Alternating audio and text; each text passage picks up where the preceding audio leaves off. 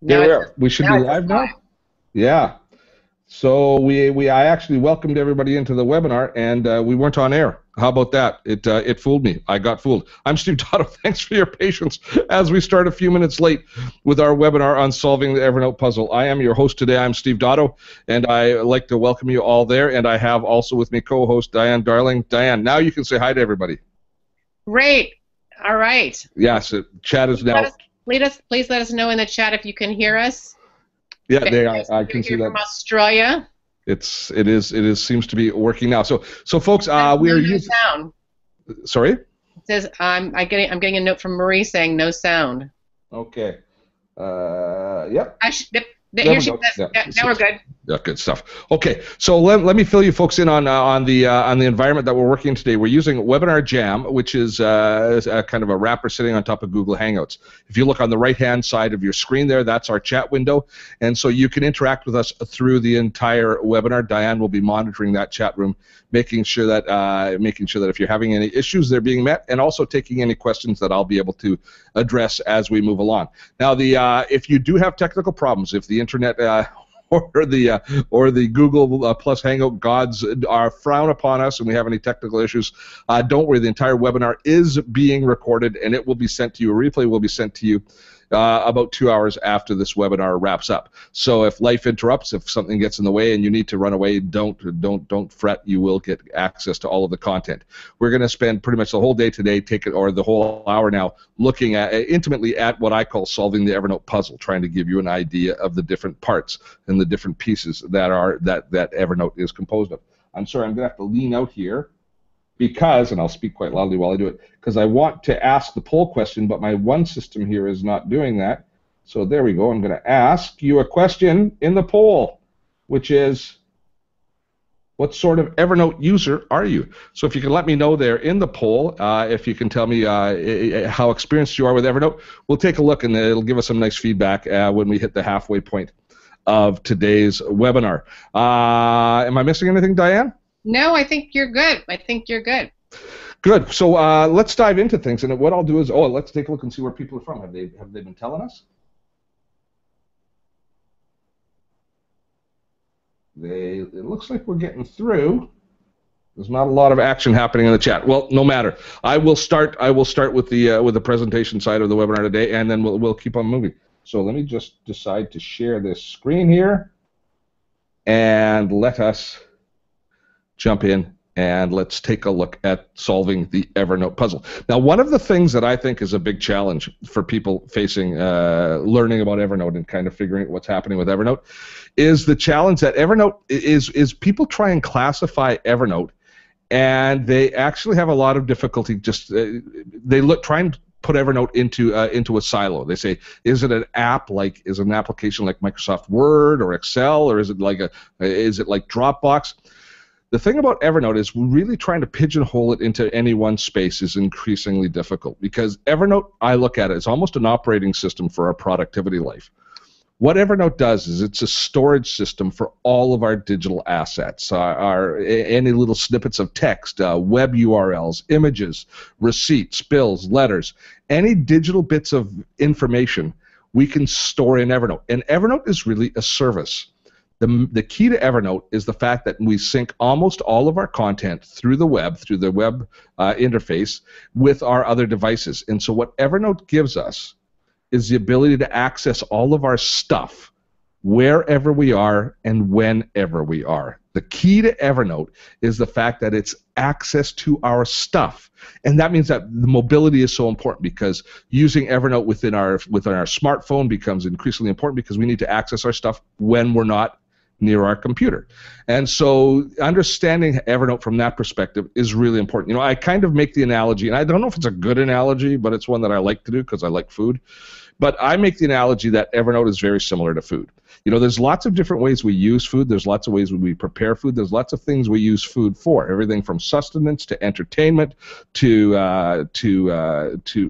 we use it in a lot of different ways. We use a lot of different tools to prepare it, to grow it, to create it, to store it. Evernote is like that. It's all of those different things. And when we use the tools within Evernote to apply the information into a place that we need, that's where Evernote comes in. So the confusion starts for most of us with Evernote. The fact that when we sign up for Evernote, we can access Evernote through a web browser, but we also download apps onto our smartphones, onto our tablets, onto our computer. So which one of those is really Evernote? Evernote is a concept. Evernote is an idea. It's a place where we store things and retrieve them, and we use the tools like the Evernote apps in order to retrieve that information. So today, you and I are going to go through, in the next 45 minutes or so, we're going to try and put the different pieces of the Evernote puzzle together. And how I'm going to do that is I'm going to try and show you what I consider to be the 5 most important kind of functions that we use Evernote for.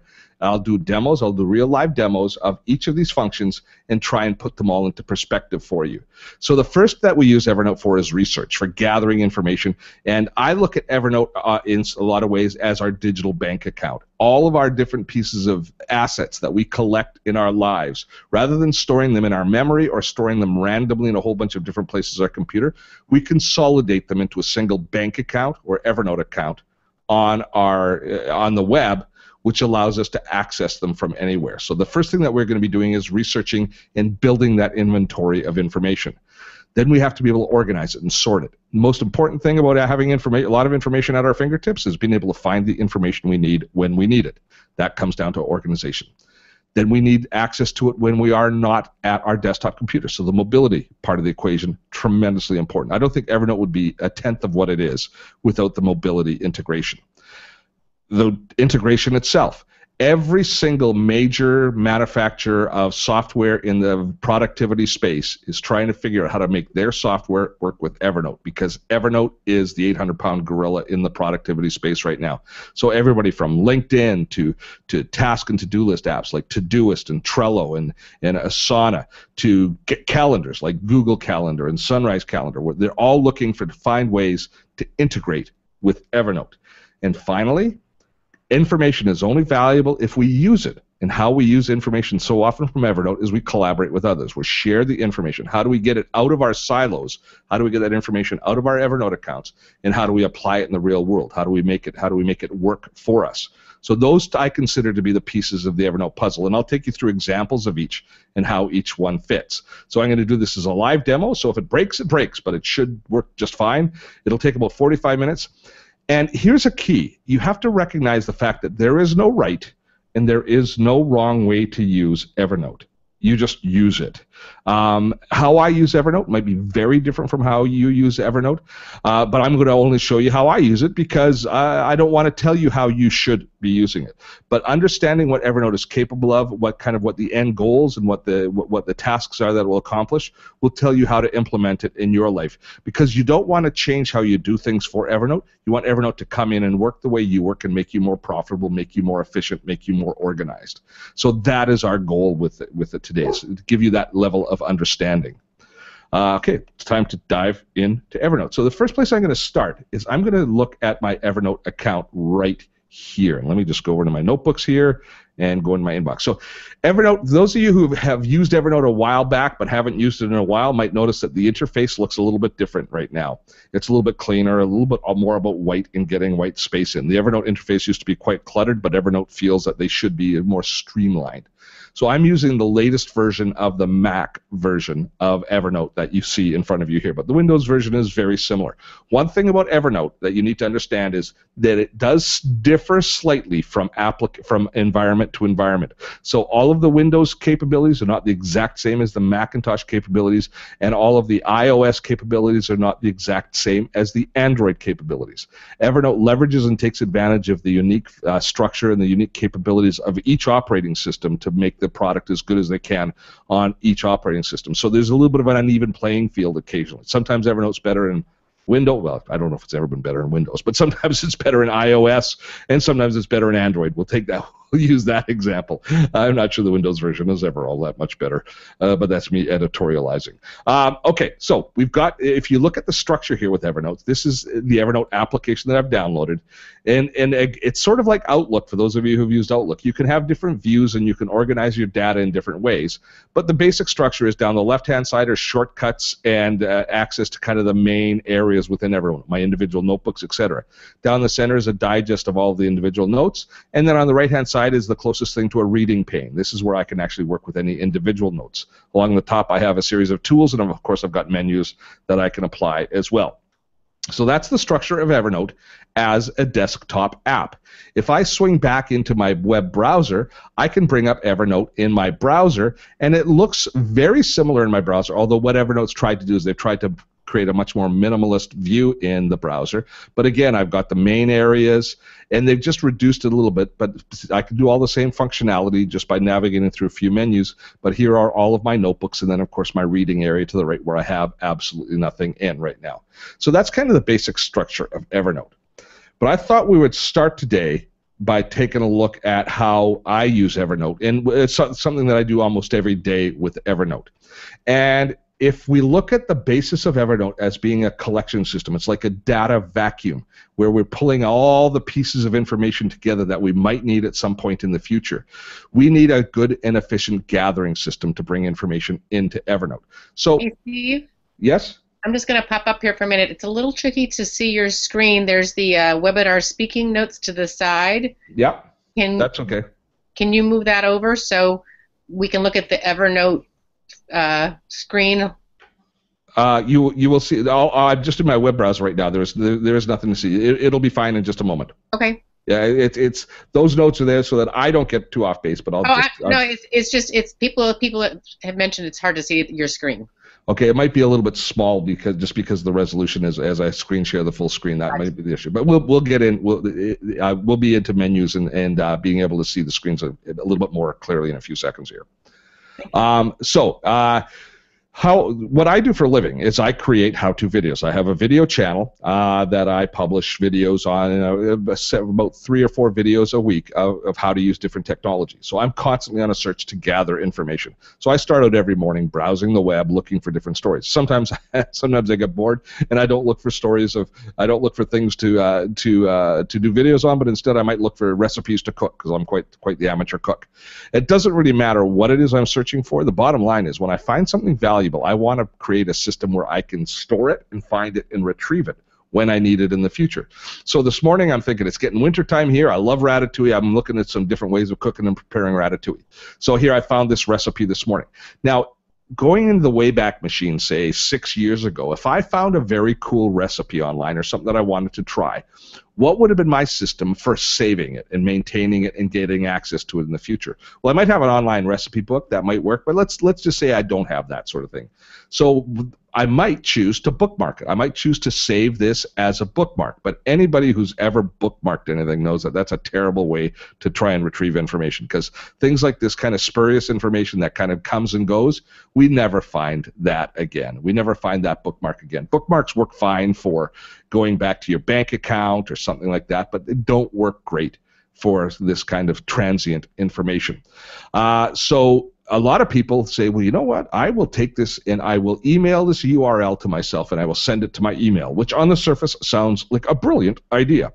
In reality, though, it's in anything but a brilliant idea, because when you send an email to yourself, then you're using your email system as a data storage mechanism, and it's not a good database. Email sucks as a place to find and retrieve information. How much time have you wasted even in the last week searching through your email trying to find something that you think might or might not be there? It's a very poor storage system. Now, if you do send it into email and you've got some method for taking it out of email and putting it into a storage system, then it's fine. But just sending it to email and thinking you're going to be able to find it again in the future, again, that's more or less folly.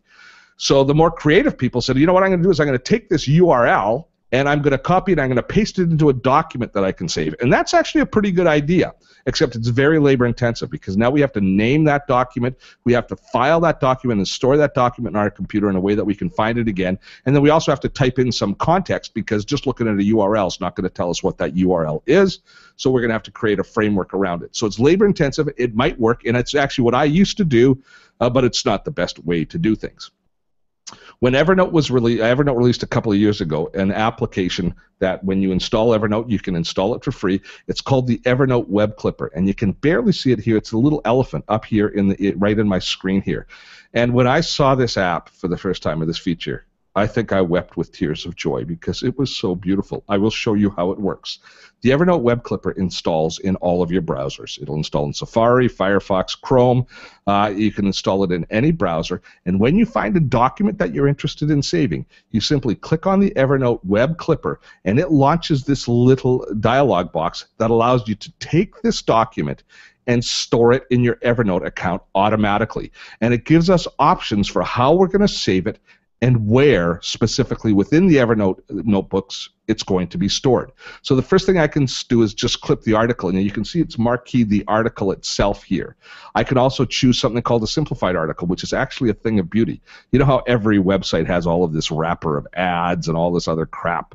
Evernote has a technology called Evernote Clearly, which tries to remove distraction as we're reading different websites. And if I click on that, it strips everything out except the recipe. Isn't that beautiful? That's a nice way to save a document like this, because I don't need all that advertising, and I don't need all those social sharing buttons, and I don't need all that crap. I could just be happy with this. I could also, if I want to save the entire page, I can also just save a bookmark, or, and this is so cool, I can save a screenshot. When I click on screenshot, it launches Evernote's ability to do a graphic capture of it. So I just marquee the area that I'm interested in capturing, release the crosshairs, and it takes a snapshot of it that is now a digital, it's basically an image. So if I am, say, working on a graphic project with my team, and I want to take this ad here and move it from there and put it down here in the bottom corner, I can mark it up with the different annotation tools that are attached to this. This is a brilliant concept. Once I've done all of this, I can choose, if we look here in the Organization tab, I can choose which of my notebooks it's going to be saved to, and I'm just going to save it to my inbox so we can find it very quickly. But did you notice it had automatically chosen cooking? It looks at the context, and it tries to find the most appropriate notebook. It tries to help us out. And then I save it. Now, I'm not going to save it in my cooking notebook. I'm just going to save it in the desktop, but now it's saving this as a graphic. And here is a peek at the future of what Evernote can give us as well. Once it's saved it, it then gives us social sharing tools, allowing us to take this graphic that we just created, which we see kind of in the box here. It allows us to take that graphic and now share it into our networks, because Evernote is a web service. Everything that it captures for us and that we sync through Evernote has a web address. It's got a URL. It's a web page, essentially, meaning that we can take that URL and we can share it in Facebook and LinkedIn. We can tweet it out. We can put it in Google+. We can take that address, send it to anybody else, and then they can open this document that we just created as a web page in their browser. So if I just copy the link of what we just created, you see here, this is the URL. It's copied it to my clipboard. Let me quickly jump into a fresh browser window, paste that in, and this is what would happen if we shared it. It then takes the graphic that we created and it shares it. So if we wanted to tweet this out, if we wanted to share it in any way, anybody can access it just through their web browser. And if they use Evernote, they can then save that graphic to Evernote. Isn't that brilliant? This gives us a peek at what Evernote is thinking about as far as collaboration. So even though we're just at the beginning looking at gathering information, it's giving us a hint of what's to come as far as collaboration, which is the fifth piece of the Evernote puzzle, at least as far as I'm concerned right now. Let's go back into the that Ratatouille page, the page there, and let's save it once more. Let's just close this clipboard, and let's save it as a regular document as well, just because I want to make sure that I have it. Oops, I clicked on the wrong button there. Let's go back to Ratatouille. Let's click on the Evernote button here, and I will save it as a simplified article, because that's the way I often save things. Click Simplified Article, and I'm going to once again save it to my inbox. I can choose any of my notebooks, inbox, and I didn't mention, but I can also add tags. Before I save this, I should take a moment and mention to you the data structure within Evernote. Evernote is, as you imagine, a series of notebooks, and one of the challenges that a lot of people have as they start to use Evernote, when they first try it, and many of you might have experienced this, is as you start to use Evernote, you sometimes have what we call analysis paralysis. Is you start thinking, oh my gosh, what notebook should I have? What should I call them? What should my hierarchy be so that I can find information in the future? And this is old school thinking. This is us thinking about using Evernote the way way that we use filing systems on our computer before, but Evernote is anything but that system. Evernote allows us to search and find documents using search, very similar to how Google would find documents. And so we've got this habit of creating files and infrastructure and nested files and folders because we have used for a long time on our computers, we've relied on our eyes to do the searching for us, not by allowing our fingers to do searching. In Evernote, it doesn't matter where you file anything. Evernote will find it just by typing, and I'll show you that in just a second. So one of the things that would, but how we add context, because we can basically save just any document into Evernote, and sometimes we want context, we do that through adding tags, and I'll be showing you more on tags in a moment. But the hierarchy of actually organizing your information on Evernote, a lot of people will be very happy with Evernote just clipping and not doing anything else, clipping documents into Evernote and then using search to find what they need. And that works for a lot of people. Then you can also add notebook structure, and you can add tags. And if you add a lot of tags and then you find a tag is used a lot, you can convert that easily into a notebook. And so there's a natural progression to the data structure on Evernote. Hope I explained that well. Let me just save this now. And let's say that my day is going on, and now I've finished my research quotient. Let's go over. I'm going to slide over now into Evernote itself, and I'm going to let Evernote sync because it hasn't synced here in a few seconds. And hopefully those two new notes will be here. And there they are, right here. So there's the first one, which is the graphic. So if I click on that, there's the graphic that I saved, and here is the text document that I saved. So now if I'm searching for Ratatouille, I will be able to search for it. And see, this is the thing about Evernote that I was saying about not worrying about the file structure, is we don't necessarily go into our notebooks and click and navigate by clicking. Instead, if I want to, say, pay my cell phone bill, I just type in the company that I have my cell phone account with, Rogers.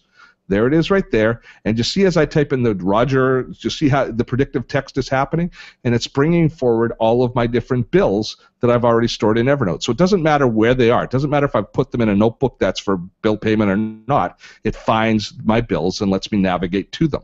And this search is so powerful, and this is such an important part of what Evernote is all about, that it extends beyond just text. Search will also parse out text from images, so it does an OCR job. Not just if you scan in a document, and like if you take if you use a notebook and you take pictures of the pages, it will convert all of your text into handwriting, which is a brilliant use of. It's a brilliant new ways to do journals and diaries and that sort of stuff. But it also, let me show you one of the very first notes I ever saved like 6 years ago. I took a picture of a bottle of wine, because you can imagine how awesome this is for doing things like wine. You're out to dinner with your friends, you have a great bottle of wine. How do you remember that bottle of wine when you're at the liquor store 3 weeks later? You don't. So you just buy the same wine you always buy. But if I take a picture of the bottle of the label, so next time I'm in the liquor store, I look it up on Evernote. And watch what happens when I type in the word wine. I didn't even, when I took the picture of this bottle, and there's the one here, there's the note. When I took the picture, I didn't tag it or do anything, but look, it's searching based on the word wine in the label. Isn't that mind-blowing? It's searching on the words in the image and finding it. How powerful a search tool do we have? This is one of the things that makes Evernote so valuable. Save, save, save. We keep saving and building our digital inventory of things. It's only a valuable inventory if we can find it when we need to find it.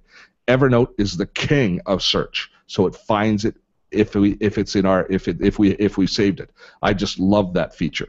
All right, so let's go back to our day. It's kind of making me hungry. All the ratatouille and the wine. It's time for a break. So now I'm able to do my work. I've stored some new documents. I've built up a little bit extra digital inventory. So let's carry on with my day. And let's say that I've headed out and now I'm having coffee with a colleague. Maybe it's a prospective client. Maybe it's a coworker. Maybe it's a friend. I'm having coffee with somebody. And as we're talking, they mentioned that they are looking for, I don't know why they would, but they mentioned that their ratatouille sucks. And I said, well, I found a great recipe today. Well, and typically speaking, this might be something a little more business related, but I'm on a food band. At any rate, so let me just launch my phone. So typically what would happen then, if that was the case, is if you happen to have researched something just recently, you would say to them, you know what, I found a recipe on ratatouille. Let me get that to you when I get home. I'll email it to you when I get home. And that's okay. And we've all done that, and it's a good way to do things. Where's my phone? Can I find my phone? There it is. Okay. And it's an okay way to do things, but it's not the most outstanding way to do things, because there's a disconnect between the opportunity in the moment when you're talking to the person and when things actually get sent and done. So, and I mean, everybody does that. Everybody has the ability to be able to email something to somebody else.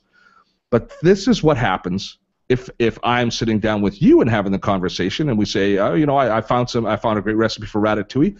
I'm able to then take my smartphone. I'm able to go into my inbox right there. Let me go to notebooks. Sorry, come on.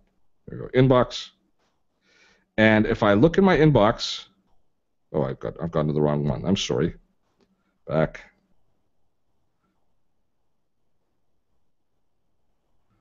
I'm just playing with my phone here. Notebooks. See all my notebooks? Come on, notebooks. There's my inbox right there. I go into my inbox, and there's the recipe for ratatouille. So what I'm able to do is I'm able to say to you at that moment, oh, I was reading about a recipe today that I think is awesome. Let me give it to you. You become the person that, instead of saying, let me get it to you, to the person that says, let me give it to you. And this is the tipping point for value with Evernote, because it doesn't matter what it is. If you keep investing and putting information in Evernote, and you learn to trust Evernote that it's storing all of your information that you need for when you might need it, for whatever eventuality that is, and then you're out in the field, you're out somewhere, and now you can make a withdrawal. You've been doing nothing but deposits, but now you can make a withdrawal, and you can use some of that intellectual equity that you've built up within Evernote, and you can actually spend it. If you're doing this with a friend, you've just done them a solid. If you're doing this with a coworker, you've just moved the ball downfield. But if you're doing this with a client, you've just become a superstar, because you're not only the person that has the finger on the pulse of what's going on, but you're the person that delivers that instantly. When you're sitting in a meeting with 14 other people, and somebody says, you know, I read an article on this. Oh, I read that article. Here it is. Boom. And then you share it with the group. That's when you start to really recognize the value of Evernote, and that's when it basically turns you into that person that is completely on top of things, and that's the person that I want to be. So I love Evernote for this. So let's continue on our journey of the day, and let's go to the next phase of the day, which is we're sitting down, we've impressed the heck out of the client, now we're doing some business with said client. So we've got to take some notes. Now you can write down your notes in a notebook, but I like to take my notes in the phone. I like to use a smartphone for the notes, and I love capturing information with a digital camera. And of course we can do everything from capturing business cards to capturing, you know, little doodles that we put on notes.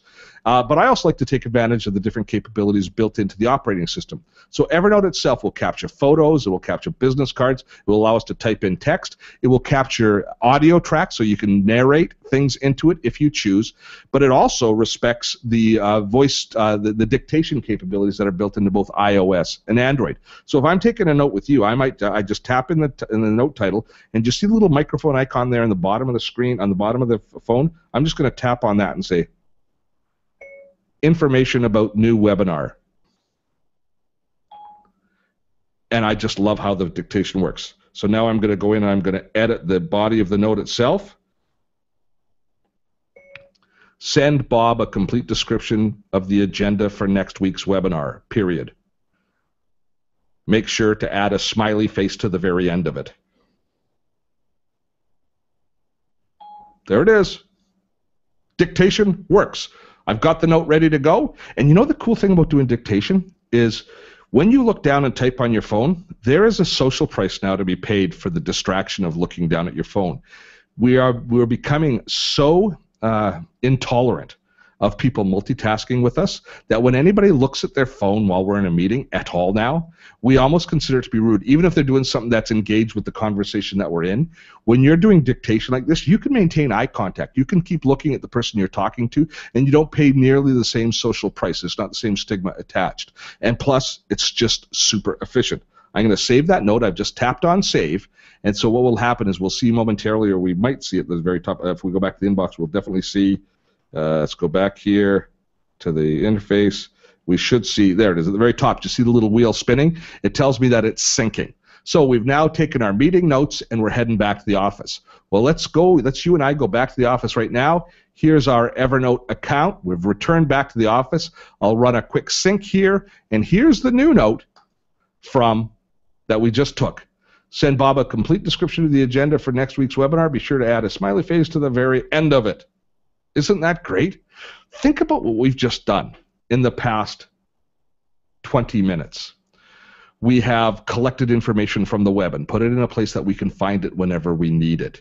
We've then taken that information and we found an opportunity to leverage it into our social or into our business network. And we've delivered it, even though we're away from our home base, because we have a mobility integration in the tool that's collected all of the information. We've created some new content when we're in the field, be it a picture or be it a note like this, and now we've come back to the office where we've got access to that information and we can start working with on that new project or whatever it is we're working on. That cycle that we've just done, we would pay thousands of dollars for if we could have done it 5 or 10 years ago. But the cool thing about this is all of this that we're showing you right now, and what happened to my screen there? Did we lose me? Everything that we're showing you right now is free with Evernote in the basic Evernote app. And Diane, I'm not too sure. Did my? We lost you. Did you still hear me though? I can hear you. Yep. Oh, you could hear me the whole time, but we just lost the feed, right? Yeah. I just saw the feed. For some reason, the feed dropped out. So we'll let it start to reconnect. As a matter of fact, I was at the point where I was going to be coming back to us anyways here. I was going to say. So why don't we just take a moment and do some questions? Absolutely, and I'll try and log in again while it does that. Go ahead. You can get yourself. I will end the poll so we can find out what the numbers are. Great. I hope I don't go too quiet when I lean away like that. So there we have the numbers from the poll. You see them there? For some reason, I'm not scrolling up. Now it says you're joining back. That's me. That's the other me. I have two me's. Oh, gotcha. Now, if I look at my interface, there's actually 3 me's, which is pretty scary. So there, I've ended the poll, and I can't see in my screen here what the result is. So Webinar Jam is acting up a bit. So let's go back to there, and let's go back to the polls. Yeah, I can't see enough of the screen. Oh, maybe I'll be able to see it here. There we go. Good. So while I'm doing that, while I'm struggling around with this webinar software that I'm supposed to be the master of, what were the questions? What have we got as far as questions going? So great question about security. So when people put their notes, all kinds of stuff onto Evernote, what can Evernote see? Privacy, security. Okay, so Evernote is it's a little bit different than say a Facebook. So Evernote isn't trying to sell your information in order to make their money. So they don't really care what you're storing. They only care that they can find what you need to find when you need to find it. So their indexing is very different. They're not actually taking that information and going to use it and leverage it in any particular way, shape, or form. Having said that, the internet is 100% secure for anything which does not need to be secure. So if you have very sensitive information that you think is going to be safe storing in Evernote, I would not be storing that in Evernote. Certainly not syncing it in Evernote between devices, because we all know it doesn't matter who, some sites are going to be hacked. And if Evernote's ever hacked, you don't want to have sensitive information up there. So things like passwords, personal information, tax information are not things that I would be storing in Evernote. Now, 2 caveats for that. The first caveat is Evernote has the ability for us to store local notebooks as opposed to synchronized notebooks. So if you have sensitive information, you can just simply install that and create a localized notebook, which means it only lives on your computer, on the whatever originating computer you have. So that is definitely one good way of dealing with that particular issue. The other thing is, within Evernote Notes, you can actually select any body of text and you can encrypt that. Now, this is an encryption that if you lose the encryption key, you can't unencrypt it. It's very dire what happens if you happen to lose, for example, the information. But having said that, that gives you the ability to encrypt small amounts of data within Evernote. Evernote comes under a little bit of criticism because it doesn't allow you to encrypt entire notebooks or anything like that. But so it's okay for some things, but not great for. Now I'm getting feedback. But it's not great necessarily for anything which would be considered sensitive. Okay, so basically there's no data mining on the back end. No, No, not that I Okay. know of. not that I know of. Yeah, nor me. Stacking notebooks, and can you talk about the stacking? Okay, the hierarchy of Evernote includes the baseline for context. We have tags. Then you have notes, which are the next level of data structure. Notes live within notebooks, and you can stack up to, I think, 7 notebooks into form a relationship as a notebook stack. That's as far as the hierarchy goes. So you can't have a notebook stack that's 2005, and then have inside that invoice 2004, or January, February, March, May, June. And then within each of those, January, February, March, have invoices, expenses. You can't build that sort of a hierarchy. You can do it with tags, but not with the notebooks and the stacks. Okay. And then, so based on the security conversation we just had, is it a good idea to have the full version on your computer? Well, the full version on your computer means that you can also work offline all the time if you want. Yeah, so there really, so there really isn't a, like a light version. I mean, it's just Evernote is Evernote. Well, the premium version, which currently costs $45 a year, does have more storage, the ability to save all of your notebooks offline and work with them all in an offline mode, and those sorts of things. So there is a difference between the versions. Did I say virgins? Versions. Can you repeat that again? No, There's a difference between the versions? There's a Don't mess with me. No, but the essential difference is the ability to work offline, store a bit more information, search within PDF documents. A few things like that are the keys with the premium version. Great. Okay. All right. Do you have your screen back up? Because one person would like for you to repeat the sharing. Repeat. How you share a note. Oh, I'll be showing that in a few minutes. Yeah, that comes in the next part of the demo. Yeah, so we just be patient for a few minutes and we'll get to that. Okay, because I thought you just did something along those lines. All right, let's go continue. Okay, let's see here. And there's a note that maybe, Steve, you've logged in twice, and that's why we're getting some feedback. Oh, there's a very good chance. Are you guys all getting feedback? Let me try this. Which is the one? I think that's probably the one. So let me see if I can mute. And that. I think the muting is actually, the feedback's probably coming because you have a speaker open, right? Let me mute. Once you mute, I think it'll go away. See? She's muted. That was where it was. Yeah, the multiple sessions are because the my session here that I'm delivering the demos on stopped, and then it automatically relaunched, so I actually have multiple sessions here. And okay, so now I am going to go here, and I'm going to try and see if this will work again, and we'll jump into the next part of the demo, which is the exciting part. Not that everything so far hasn't been very exciting. Oh, there it is right there. I need to do this one. There we go. That's the one that we need to share. All right. So where am I? All right. The next two phases or the next two capabilities within Evernote are integration and collaboration.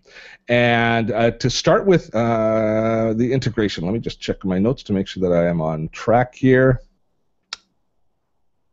How am I showing integration? I've got it. There we go.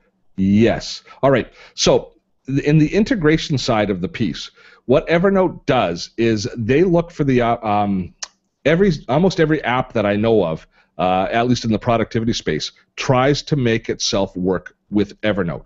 Evernote is a brilliant collection mechanism for us to store information, to retrieve it, to a certain extent to share it. We'll be talking about.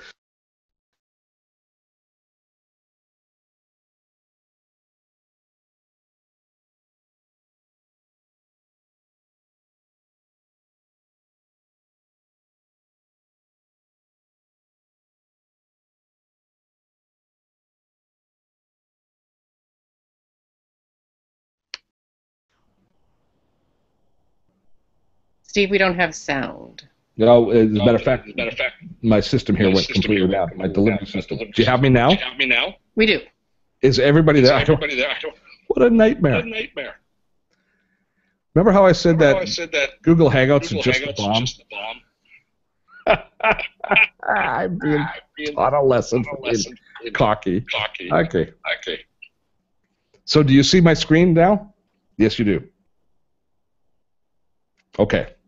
I'm going to pretend that didn't happen, and we'll just continue on.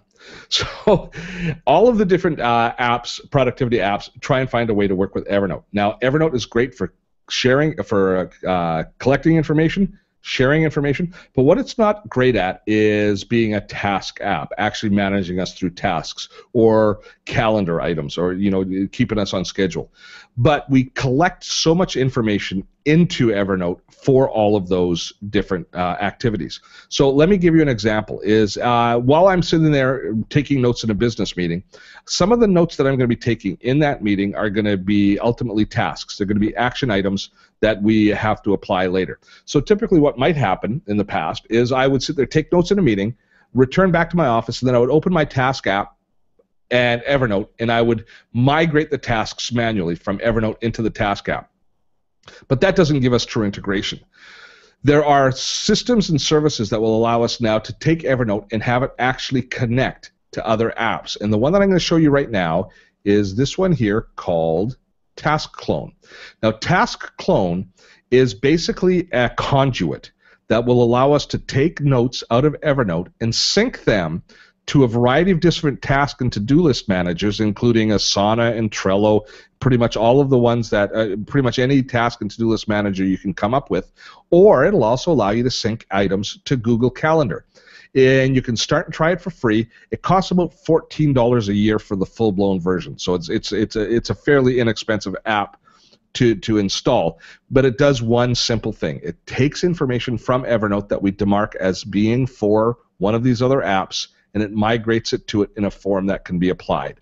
So I'm using Asana here as a task and to-do list manager. It's one of my favorite apps. It's free for up to 15 users. It's a really robust team-based task list manager, and it's almost a project manager as far as the capabilities.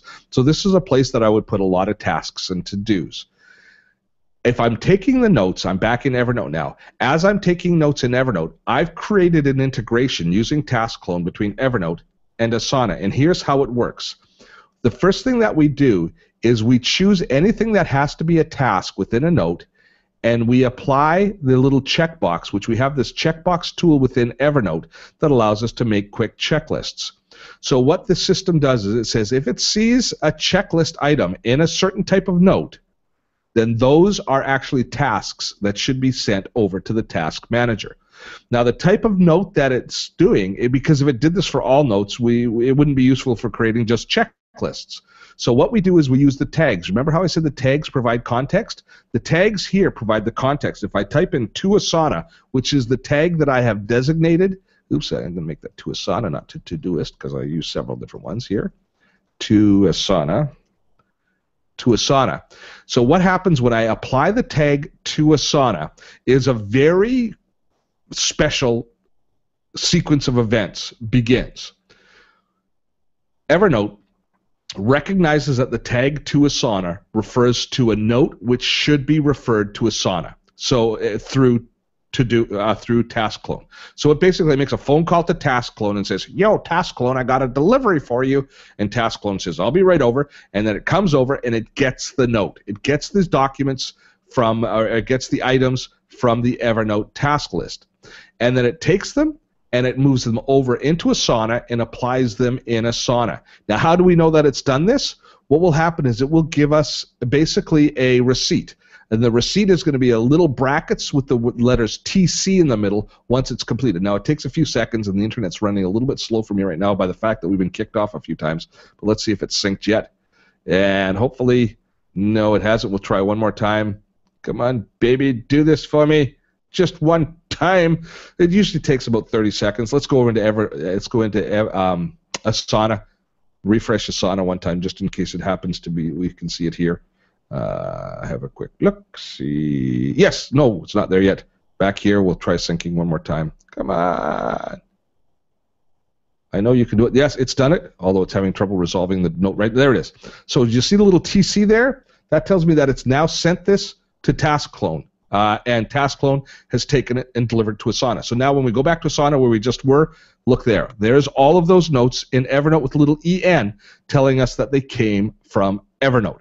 So that is a brilliant integration. Now we can do this for a variety of different task and to-do list managers, and we can also do this for calendar items going to something like Google Calendar. So I actually have a video, and in the support notes that I'm going to send you after this webinar is over, you will get you'll get links to the video that shows you a more detailed view of how Asana works and how we actually create the integration between it. But this now we start to see how Evernote can start to integrate with other apps.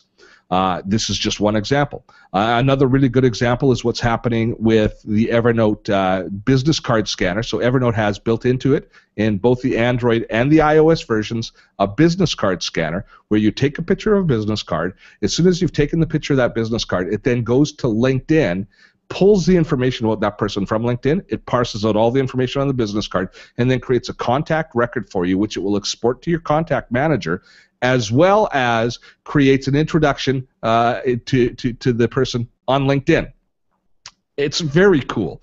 And LinkedIn likes this so much that they actually took an application that they built themselves, or that they purchased about a year and a half ago, called Card Munch, and they spent something north of $4 million to buy Card Munch, and they've just mothballed it because they're using the Evernote integration, because they realize Evernote's where it's happening. They want to get on that Evernote bandwagon, so they're using the Evernote tool instead of their own homegrown tool. That's the power of integration with Evernote. And you're going to find, even if your app doesn't integrate with Evernote, there are other third-party apps like IFTTT called If This Then That, or another one called Zapier, I never know which way to pronounce it, that will create integration between almost any type of app and Evernote. You can even create an integration. You could even have, say, be searching on Craigslist and have listings automatically be copied into Evernote if you wanted. I mean, that level of integration is there. So you can do, there's just a universe of ideas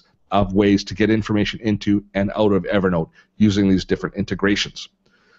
So that's a big part of the Evernote puzzle, understanding how integration works. The final piece of the puzzle is sharing, and we had somebody asking about sharing a little bit earlier. Now, there's a couple of different ways to share information from Evernote. Now, when I first created that note by using the web clipper, I had an opportunity to share a note at that point, but we also have an opportunity, let me just go to the ratatouille recipe again, to choose this note at any point in time, and by clicking here to copy the public link. Because as soon as I copy the public link, what it then does is it creates just basically a URL, because this is just a web page that's stored for us in Evernote.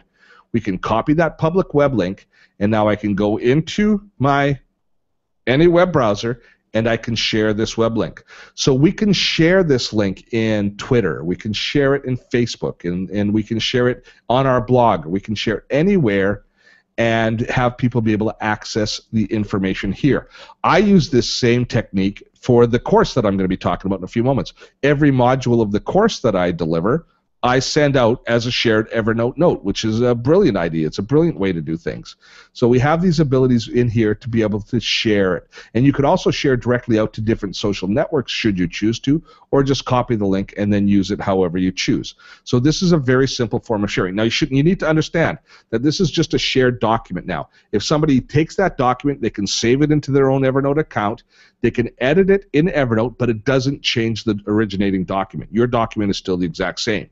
If you want to have true collaboration, we can actually share the entire an entire notebook with a team, and you can have people that can be iteratively editing a document together. So in a work group environment, you can actually have shared notebooks where you're working on the same documents. So Evernote runs the gamut from just sharing notebooks to actual collaboration, all within Evernote. And if you're going down that collaboration path, the one other new feature that they've just added is called Evernote Work Chat, where they have built into Evernote its own chat engine. And Diane and I have been, as we planned this entire webinar, we did it all by chat, going back and forth using Evernote Work Chat as we prepared. So we see layer upon layer being built of Evernote, just integrating itself in every aspect of our productivity lives.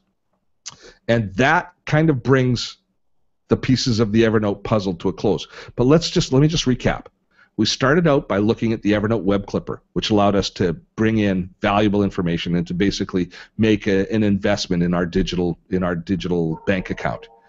We edit it. We know that we can search and find it using Evernote's organizational tools. We know that we can find the documents when we need it, not just on our computer, but we can easily find the documents on our smartphones or on our other devices as well. We then were able to share that information because we could find it on our smartphone when we were out running about and having coffee with a coworker or with a client. And then we created some new information while we were in the field: a note, a photograph, a drawing, a voice memo. We can create new content, which we sync back to Evernote. Back in the office, we can then ingest that new information, and we can start to work with it however we choose. We can then take any information that is in Evernote, we can migrate it out into our other task apps or into our calendar so that information is where we need it in the proper tool that we want to discharge that information in. And finally, we use it to actually communicate, to share this information, because information is only valuable once we start to use it. Once we start spreading it about and using it, that's when it becomes a currency, and we can share it as a URL, or we can actually make a fully collaborative document with it. That's all built into Evernote right now. And almost everything that I've shown you is available in the free version, and there's just a few features like the collaborative notebooks where you have to actually buy the paid version. And even if you do buy the paid version, it's $45 a year. This is a phenomenal base from which to build your own productivity system. So I got a question for you. What is next? I will tell you what is next. Evernote's the first course one of the first courses that I've developed as a part of my building my YouTube channel and content. And the reason that I developed the course that I'm about to tell you about right now, I'm going through all of the, come on, why is it not? There we go. What is next? There we go. I developed a course called Evernote Made Easy. I'll go back.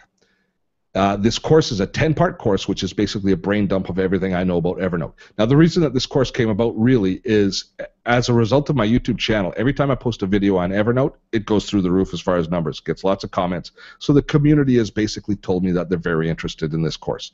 So I launched this course on August the 27th, and we've had some great traction with it. We've had lots of people using it, and we've built a really nice community around it. The course itself, how it's delivered, I like this. Every day you get an email from me. Once you sign up, you put into an email autoresponder that trickles out this email to you over 10 days. Every morning you get a shared note. The email contains a link to a shared note. You click on that, and it's an Evernote note. You save it to your own Evernote notebook, and at the end of the course, you have a 10-part course or 10-part textbook, which is the course. And it's got links to all of the videos and all of the text documents that I have that compose the course. Anytime I make a change to one of the notes, all you have to do is update your note, and you have the latest version, so you get free updates. It's a very elegant and very nice way of delivering the course. But what it does, delivering the course this way, is it starts you developing an Evernote habit. One of the keys to getting the most out of Evernote is it has to become second nature for you to, anytime you have something valuable, to toss it into Evernote so that you know you can find it again, and relying on that. And having every morning, starting with a note, reading a note, saving that note into your own notebook, gets you in that habit and gets you in that routine of doing it. And the course of the 10 days of the course gives you a good head start. And then if you spend the rest of the month doing it, by the end of this year, you'll be an Evernote ninja. You'll have your own system and style of using Evernote, and you'll be well set up, especially for when you make that New Year's resolution of being more productive. You'll be well set up to have Evernote at the heart of that new productivity.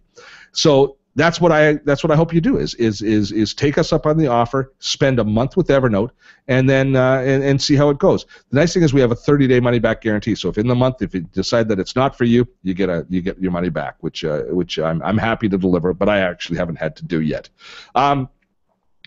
I enjoy selling this course because it is a tool that makes our lives better. It makes you more capable. It gives you. It actually helps the entire business model and makes you far more productive. And one of the biggest keys for me, since I've been using Evernote and really embraced it, is I'm far less stressed. I don't worry about where things are. I know where they are, and I know I can find them when I need them. How often in the last couple of months have you said, oh, geez, I need that document. Is it in email? And then you go searching through email. Maybe I stored it in a folder somewhere. And then you go looking That's just stress, and we don't need that stress. Those are cycles that we can't recover, and we just don't need the stress, especially not when you know that there's a better way to do things. So the course itself, 10 emails in 10 days. Each day takes really between 15 and 30 minutes. It can take up to an hour on some of our heaviest courses if you consume all of the information in one sitting. But typically speaking, about 30 minutes is going to be all the time that you have to spend. There's a little over 50 videos. There's a 30-day money-back guarantee, continual updates, and it's all for $97, and now internet standard price. The one thing I'm going to show you before I get back and start answering questions is the Facebook group, because this is what was a big surprise to me.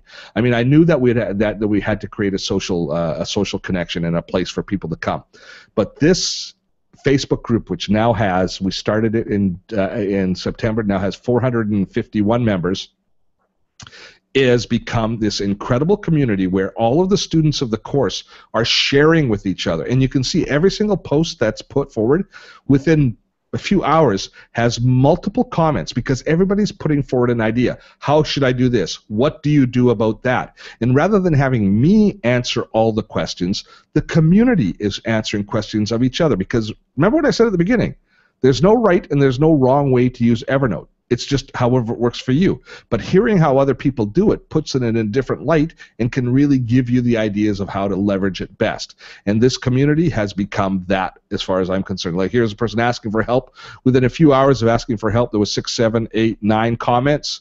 Their problem was solved. And so far I haven't seen anything that hasn't been solved very quickly, and without me actually doing, which I love, but I get new ideas for videos and stuff from it. So the Evernote community has turned out to be a great asset to this entire course.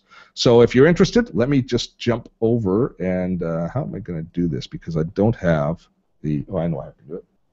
I know how I can do it. I'm going to go here. Is that going to work? I do not have the ability. Diane, do you have the ability to actually see the Webinar Jam box, the chat box? Because I don't have chat on either of my interfaces now. Let me check. Do you see the chat? I do. Okay. Could you go into the chat, in the right-hand side there'll be pop-ins at the top tab, and could you click on the Evernote Made Easy pop-in so people can know where to go if they want information on the course? Done. I'm going to be having a little chat with the people at Webinar Jam today. I think you should. I think you should. This is but at least it's survived. At least we've managed. No, yeah. I mean, this is one of the things that's, a real situation with technology, is that it's very, very tough, and it just cut out again. So. Oh, did it cut? Did we cut out? You don't see me now? I can see you, but we've lost your screen. We've lost my screen. Oh, the screen. Yeah, I've taken the screen down. That's because I switched across to me. Good. Gotcha. That was Steve induced. So. Okay. That's all I want to talk about the course. Yeah, so if you're interested, the link should be there. Hopefully you see it in chat. If not, it will be in the follow-up email if you're interested in the course. I put it in the chat, but let's see. Maybe I'll put it in again. Oh, thank you so much. No, absolutely, absolutely. So what questions came up during the second part? So one of the questions was, and if we have technology, maybe this will work or maybe not, but to show how you do reminders. Or do you want to just talk about that?